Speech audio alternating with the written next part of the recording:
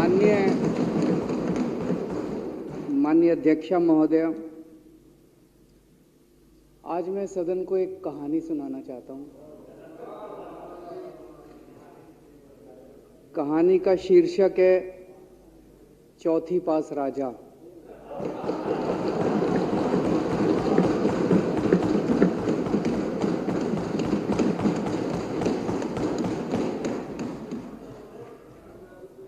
आपने बचपन में राजा रानी की बहुत कहानियां सुनी होंगी।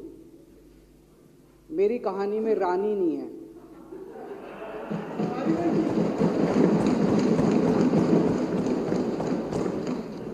बस राजा है। ये एक ऐसे राजा की कहानी है अध्यक्ष महोदय, जो अनपढ़ था, चौथी पास था, बेहद अहंकारी था, बहुत अहंकार था, बहुत ज्यादा,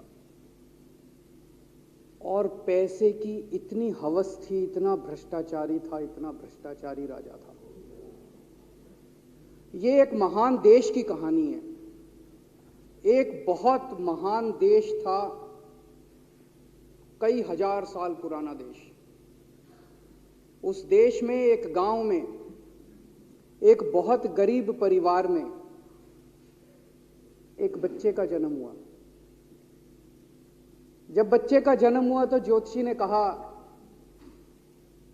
गांव में ज्योतिषी होते हैं, आते हैं, वो पत्री बनाते हैं। ज्योतिषी ने कहा, माई तेरा लड़का बड़ा होके बहुत बड़ा सम्राट बनेगा। माई को यकीन नहीं हुआ, मेरा इतने गरीब हूं मैं, कहां से मेरा बेटा सम्राट बनेगा। तो उसने कहा, नहीं, तेरे बेटे के ग्रह बताते हैं तेरा बेटा बहुत बड़ा सम्राट बनेगा। बेटा धीरे धीरे बड़ा होने लगा। स्कूल, गांव का ही स्कूल था, स्कूल जाता था, उसका पढ़ने वढ़ने में मन नहीं लगता था। तो चौथी के बाद उसने किसी तरह से चौथी करी, चौथी के बाद उसने स्कूल छोड़ दिया। गांव के पास एक रेलवे स्टेशन था।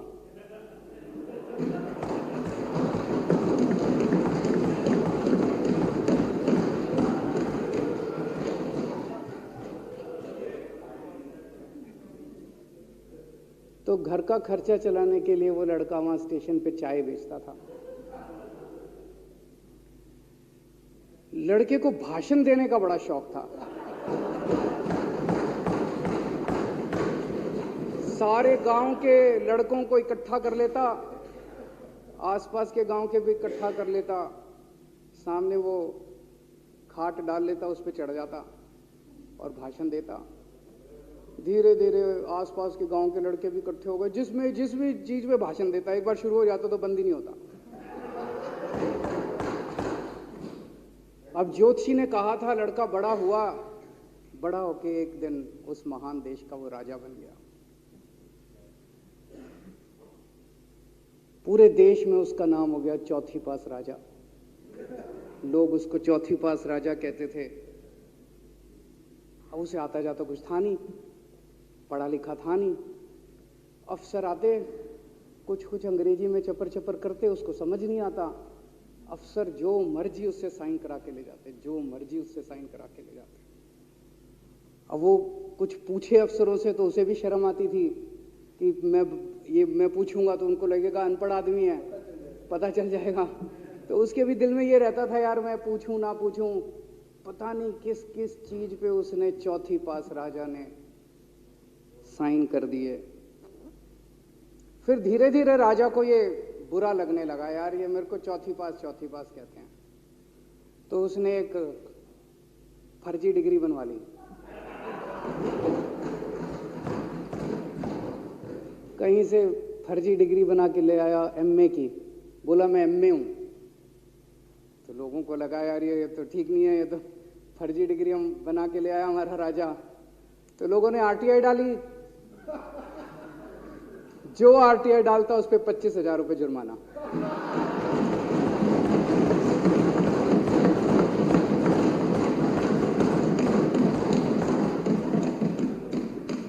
आपके नेता की बात नहीं कर रहा। आप लोग भी हंस सकते हो।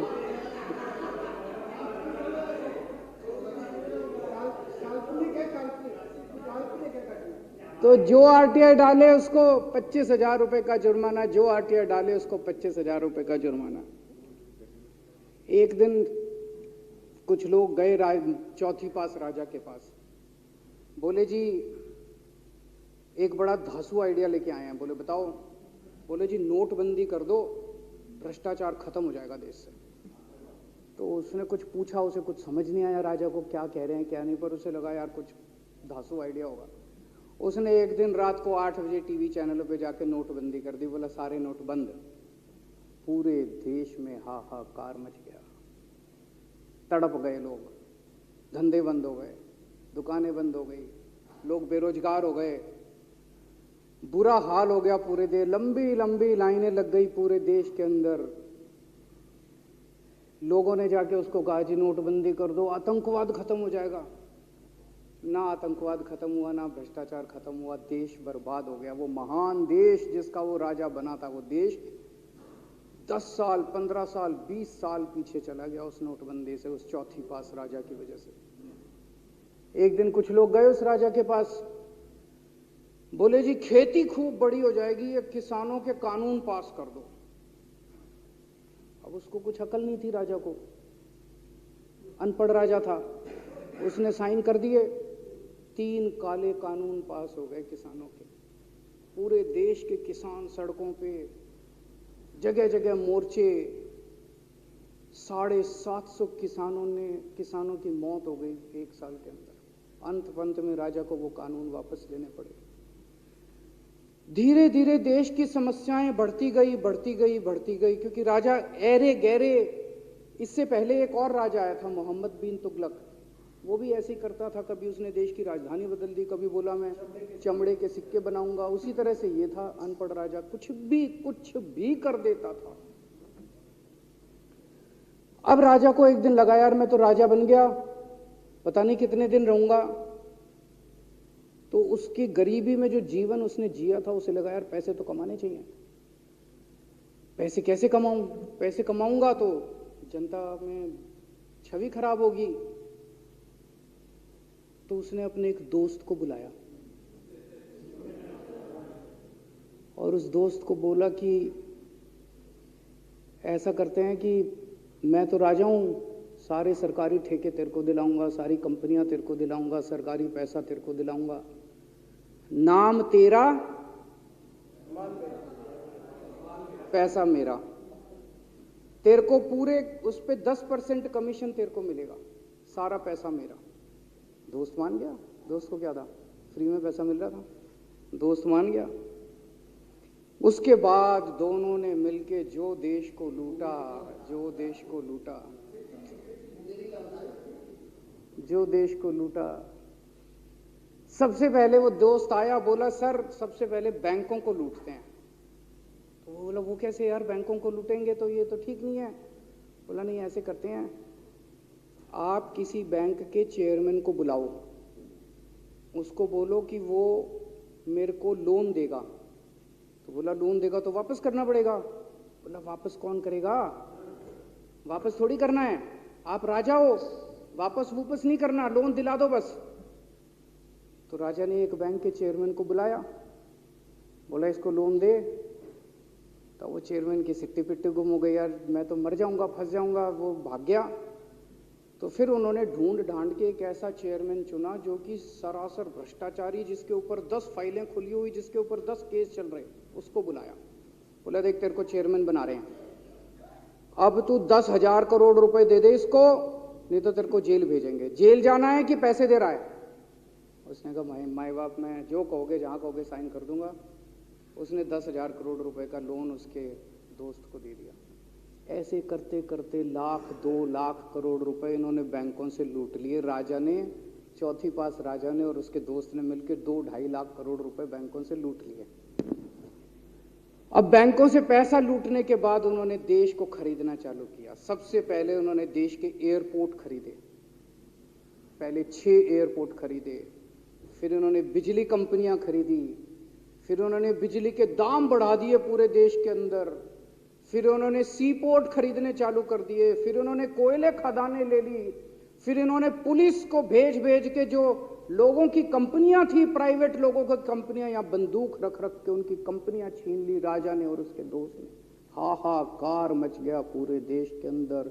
इतनी महंगाई हो गई, इतनी महंगाई हो गई पूरे देश में। पहले गैस 400 रुपए सिलेंडर होती थी, चौथी पास राजा के आने के बाद 1100 रुपए सिलेंडर हो गई। पहले पेट्रोल 71 रुपए होता था, 97 रुपए हो गया। पहले डीजल 57 रुपए होता था, 90 रुपए लीटर हो गया। जब पेट्रोल के दाम बढ़ गए, डीजल के दाम बढ़ गए, तो सारी चीजों के दाम बढ़ गए देश के अंदर। हाहाकार मच गया। सब चीजों पे इसने और इसके दोस्त ने कब्जा। दूध पहले 46 रुपए होता था, 66 रुपए लीटर हो गया। बच्चों को माएँ दूध पिलाने लायक नहीं बची, घरों के अंदर छोटे छोटे बच्चों के दूध छीन लिए इसने राजा ने। सरसों का तेल 90 रुपए लीटर होता था, 214 रुपए हो गया। बताओ, धीरे धीरे पूरे देश में हाहाकार मच गया। लोग अब राजा के खिलाफ आवाज उठाने लगे, लोग उसके खिलाफ बोलने लगे। तो राजा ने कह दिया, जो मेरे खिलाफ बोलेगा पकड़ के जेल में डालो। एक के बाद एक राजा ने लोगों को पकड़ पकड़ के जेल में डालना शुरू कर दिया। किसी ने राजा का कार्टून बना लिया, उसको भी जेल में डाल दिया। किसी ने राजा का नाम गलत ले दिया, उसको भी जेल में डाल दिया। किसी टीवी चैनल वाले ने राजा के खिलाफ लिख दिया, उसको भी पकड़ के जेल में डाल दिया। किसी जज ने राजा के खिलाफ कोई ऑर्डर कर दिया, उसको भी पकड़ के जेल में डाल दिया। ना जजों को छोड़ा, ना पत्रकारों को छोड़ा, ना मीडिया को छोड़ा, ना व्यापारियों को छोड़ा, ना उद्योगपतियों को, किसी को नहीं छोड़ा। राजा ने पकड़ पकड़ के उसने चौथी पास राजा ने सबको जेल में डालना चालू कर दिया। एक महान देश कहां से कहां पहुंच गया। उसी देश के अंदर एक छोटा सा राज्य था,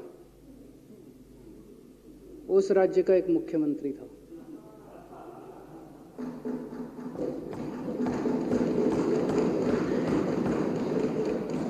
उनके चेहरे पे भी स्माइल आ गई,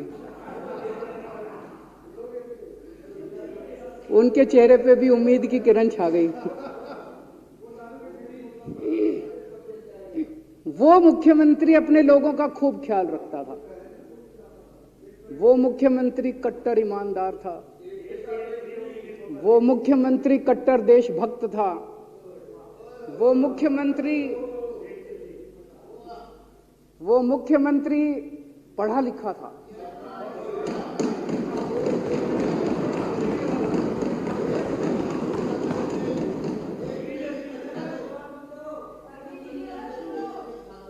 उस मुख्यमंत्री ने अपने लोगों को महंगाई से छुटकारा दिलाने के लिए बिजली मुफ्त कर दी।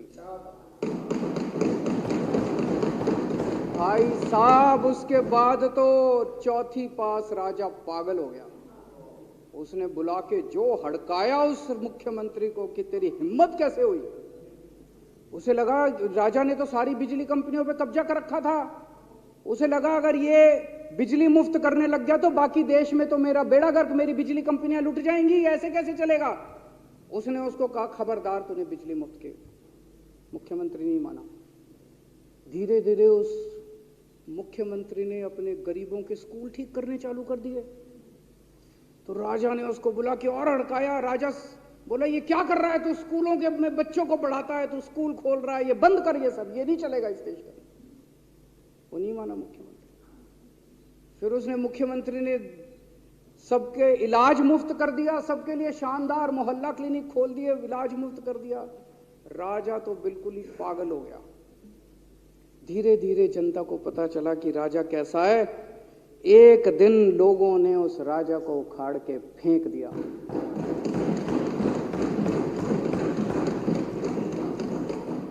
और लोगों ने एक किसी ईमानदार और देशभक्त आदमी को वहां बिठा दिया और उनकी सरकार आ गई।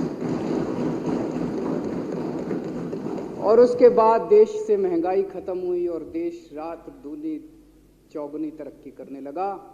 तो जैसे हम बचपन में सुना करते थे, moral of the story, Hindi में क्या कहते, मॉरल ऑफ द स्टोरी का मतलब भाई इस कहानी में क्या प्रेरणा मिलती है। इस कहानी से ये प्रेरणा मिलती है कि अगर आपके देश में महंगाई है, आपके देश में समस्याएं हैं, आपके देश में सब कुछ गड़बड़ चल रहा है, तो सबसे पहले जांच परख के देखो आपका राजा अनपढ़ तो नहीं है। अगर आपके देश में सब गड़बड़ चल रहा है, बेरोजगारी है, बहुत सारी समस्याएं हैं, जरा देखो राजा, आपके राजा को कोई दोस्त तो नहीं है? अगर है तो सबसे पहले अपने राजा को उखाड़ के फेंको, नहीं तो आपकी समस्याओं का कोई समाधान नहीं होगा। आपकी समस्याओं का कोई समाधान नहीं होगा। वो पढ़ा करते थे, अंधेर नगरी चौपट राजा, सवा शेर बाजी सवा शेर खाजा। बहुत बहुत शुक्रिया।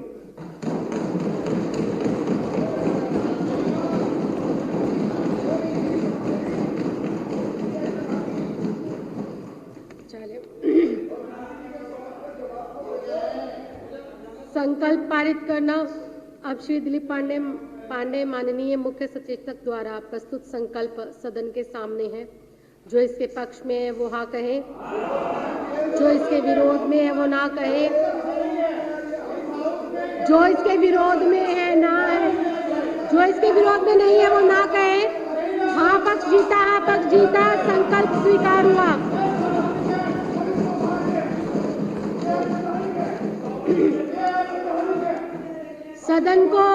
सदन को अनिश्चित